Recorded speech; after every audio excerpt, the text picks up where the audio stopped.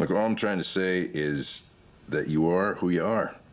Find what gives you joy, and you do that thing. No apologies. Whatever it is that brings you pleasure in this world. Hey guys, Pete here. This is my breakdown for Dexter New Blood Episode 8. We had a tense chase, some big developments in the story, and we're beginning to see the setup for the ending starting to take shape. It was one of those situations where you could piece together that there was going to be a convergence of these characters at the cabin. I talked about that in my teaser breakdown preview for this episode, but you still couldn't say how that might play out and where things would be left at the end. And we will get into all of that after a quick spoiler warning. If you haven't watched episode 8 of Dexter New Blood yet, this video won't be for you. And with that out of the way, let's get into it. Unfair Game opens with Dexter knocked out in the back of Elrich's truck, where he has a dream about the high school kids coming to the cabin after Harrison, who absolutely beats them down and ultimately kills them. He comes in at the end to see him smiling with blood on his face, and then he wakes up. He realizes where he's at and that he can't get out of his zip ties. Kurt calls Elrich to check in. He tells his boss that he has Dexter and asks if he's handling his son. We see Kurt wearing that same, I don't know what you would call it, lab clothing he was wearing before when we saw him trying to fix Chloe's face, and he says that he's handling everything. Dexter realizes that Harrison is in trouble, and he's able to use the zip ties to hook Elrich's mouth and get him to crash the truck off the road. He's thrown through the window as it hits a telephone pole, and besides the obvious injuries from that, he's well enough to move. He gets himself loose and then sees Elrich coming after him with a rifle, which he uses to shoot him in the leg as he's running into the woods. He lets us know that his plan is to lose the guy, get back to his truck, and find his son. The chase goes on for most of the episode with scenes cut in between the other stories. We see Deb show up at different times to aid in his beating himself up about this all being his fault. We catch up with Harrison, who's walking around town. He's still upset from when Dexter intervened when he was slashing at the other school's wrestlers. And eventually Kurt calls him, and he uses that he got in a fight with Dexter as a way for them to get together. He tells him he'll come pick him up and adds, "I've got a surprise for you." The surprise is that he's taking him to the high school, saying that they haven't changed the lock since he was Matt's wrestling coach, so he can walk right in. They talk about what a good athlete his son was and how their relationship isn't that great, saying they never communicated well and emphasizing not like you and me. They used the pitching machine in the batting cages. Kurt was obviously a good ball player, and he learns that Harrison never played, so he shows him how. He starts hitting the ball, and then Kurt says it's getting too easy, so he makes an adjustment to the machine. He says let's try a curveball, and it ends up hitting him right in his side. Harrison shakes it off. He gets right back in there. They continue to hit him, and things change where Harrison's asking him to keep going while he's thinking of the painful moments he's experienced with his father since arriving in Iron Lake, and it's like he's punishing himself. At the end, Kurt tells him he's one tough kid and asks him if he's ever eaten venison, while telling him he thinks he sees some quality scotch in his future. They leave the school and they head towards the cabin. In her office, Angela is looking at Batista's Instagram. She's looking at a bowling picture with Dexter, and I think it's kind of funny that he's wearing a hat in his profile picture. And it just shows that she is lingering on the idea of who her boyfriend is, and perhaps what this coworker of his might be able to tell her about him. Logan comes in and she quickly closes the tab, and as they're talking, he brings up that Dexter nearly killed the drug dealer after Harrison OD'd. Since she was gone, this is all news to her, and she decides to go to the Crystal Inn to ask the drug dealer Miles about what happened when Dexter assaulted him. He tells her the truth about how it actually happened. She's surprised that he asked about drugs to lure him outside, he didn't come straight in and start a confrontation, and that he didn't start throwing punches until after the cops showed up. He also tells her about getting poked in the neck with the needle, and she takes a picture of the injection site. She comes back to the station after talking to Miles and asks Logan about the opioid bust. When he says that the guy OD'd about an hour before they served the search warrant, she tries to work out a logical reason for that happening. Maybe Miles called him and tipped him off or something like that, but Logan tells her it would have been impossible because he was still in custody. When she hears that Dexter was there too, but only for an hour, she starts thinking that he might have been involved there as well. She goes to check on the body, and the coroner says there's nothing to suggest that this death is anything other than an accidental overdose. But he does mention that Jasper had ketamine in his system too. That prompts her to want to check one more thing, and she finds an injection site on his neck and takes another picture before she leaves. Dexter comes across an empty summer camp and leaves a blood trail so Elrich can follow him inside. There, he finds a knife and he waits. His plan works and Elrich does come in. Dexter pounces on him by jumping through a mirror, and when he has him on the ground, he asks where Kurt has Harrison, finding out that he was supposed to bring Dexter to his cabin, so that's probably where they are. Elrich says he was only doing his job and it was nothing personal, and as Dexter stabs him in the heart to take his life, he says, "When you're talking about my son, there's nothing more personal than that." He takes Elrich's coat and hat and covers the body with a tarp, and then sees a text from Kurt on his phone. He uses his face to unlock it one more time before he leaves, sending a message so that Kurt won't figure out something's wrong. At the cabin, Kurt introduces Harrison to single malt scotch. He tells him that he needs to stop punishing himself. He says you gotta find what gives you joy and do that thing. At the same time, Dex is racing to the cabin in Elrich's truck, wondering if he should try to warn Harrison. He goes back and forth with Deb for a while and eventually decides to send him a text, which Harrison sees, but he doesn't answer and then turns his phone on airplane mode. They're talking, they're eating and drinking together. Kurt appears to be bonding with him, and definitely he's manipulating him into thinking he's this great guy, and here is this father figure type relationship he's been longing for. When asked about the arrest, he tells him that his father murdered a teenage girl, and says that sometimes a kid ends up suffering for the choices of his father. Most of this doesn't matter considering how things turn out, but we do get to hear Harrison say out loud what he truly wants from his father. He came there wanting answers, but realized he wanted a real connection with his dad. He fears that they're too different and that Dexter is always holding something back, which of course we know what that is and why he's doing that.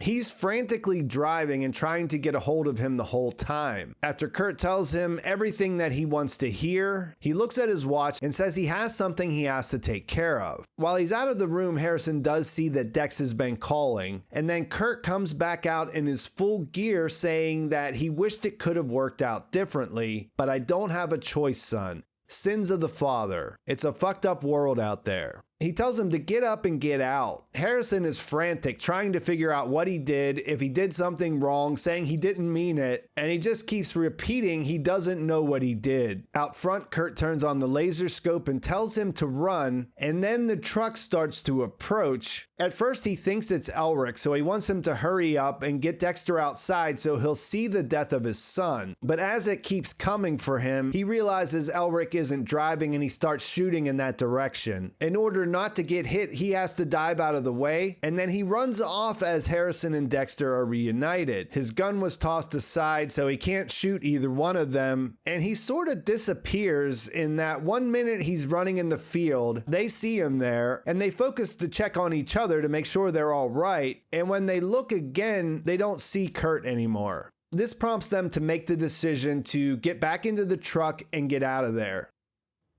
As they're driving away, Harrison is obviously freaked out about what's going on. He doesn't know how Dexter ended up there. Does he know more about what's going on here? And Dex just says, there's so much I need to tell you. I should have way before it got to this. You need to know. He tells him he never has to feel alone with his dark thoughts, and you see him pause after dark like he was thinking of a different word to use than passenger, because obviously Harrison wouldn't understand that term. You were probably drawn to Kurt because you thought he understood you, but I was born in blood just like you. I had the same violent urges at your age. I didn't know how to deal with them, but my dad taught me a code, a way to channel those urges. I'm gonna tell you everything. Harrison jumps over to the driver's side to hug him, and Dex thinks this is all I had to do. This is all he ever wanted. Maybe if I'm being honest, maybe this is all I ever wanted too. The episode ends there, but we did have one more scene with Angela at home, who was looking through Jasper and Miles' files and thinking about ketamine. She had Google open. She was looking at search results for Dexter Morgan Miami homicide. She changes the search term to ketamine Miami homicide and gets a result about the Bay Harbor butcher. It mentions Dokes being a member of Miami homicide and says that his victims were rendered unconscious with ketamine injected in their neck. So based on what's shown here, you can understand how she got to that information.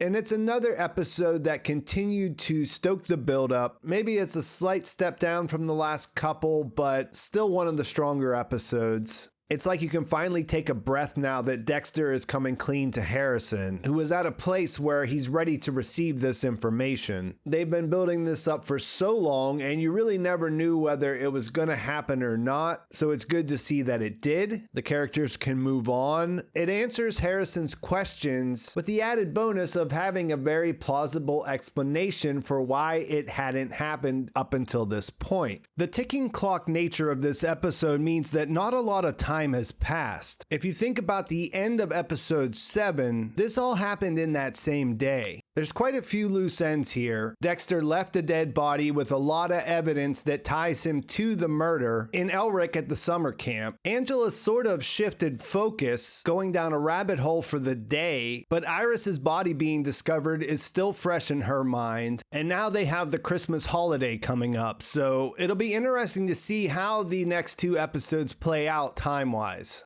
He'll have to teach Harrison the code or introduce him to that while trying to stay ahead of Kurt and ultimately take him out, but I'll speculate about all of that in my next video. There's still a lot that we don't understand about why Kurt does what he does, though. I went in thinking that if all of these 3 characters came together at the cabin, that not all of them would leave alive, but here we are. What was Kurt talking about when he said, "I wish it could have worked out differently"? On the one hand, it seemed like he was connecting with Harrison, which was completely unnecessary for killing him out back as he ran away. I guess part of that was because he wanted Dexter to be there. He was waiting for Elrich to get there. But even so, what he said doesn't make it sound like the motivation was purely for revenge. He chose Harrison this time because of that, but his compulsion to kill goes deeper. Trying to find a replacement for Chloe after he was forced to shoot her in the face, taking the risk of going after Molly. None of that was about revenge or Dexter. The way he's acted has shown us that he has some kind of other motive that hasn't been revealed. Dexter and Kurt both know that it's kill or be killed now. There's no other course this could take that doesn't end with one of them dead.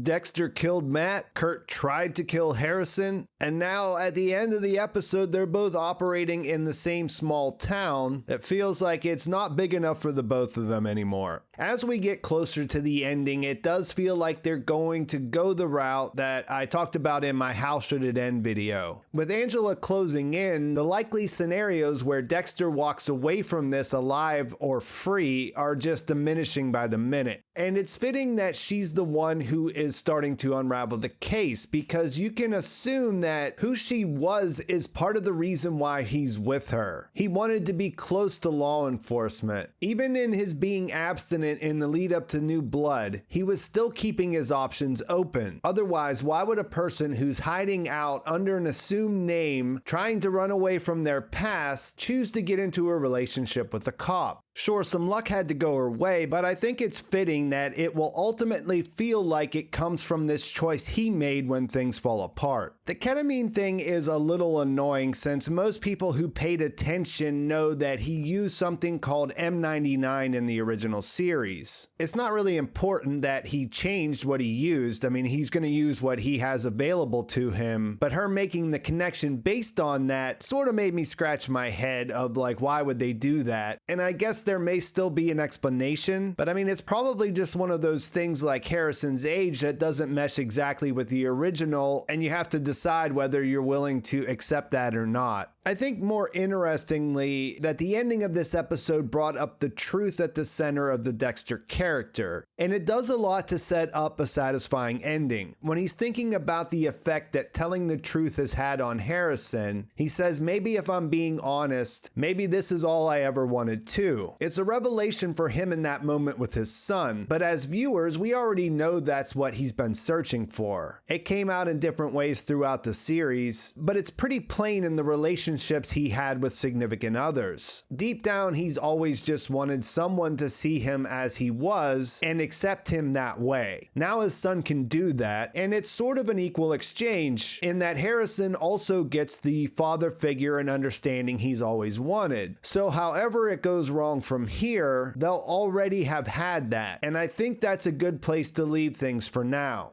Let me know in the comments what you thought about this episode, how you're feeling as we're getting closer to the ending of the series, what you think's going to happen in the next 2 episodes, and what you're hoping to see. Please like this video if you enjoyed it. Please subscribe to my channel if you haven't already. I'll have my preview and theories video out in a couple of days, so check back for that. And thanks for watching. I'll talk to you soon.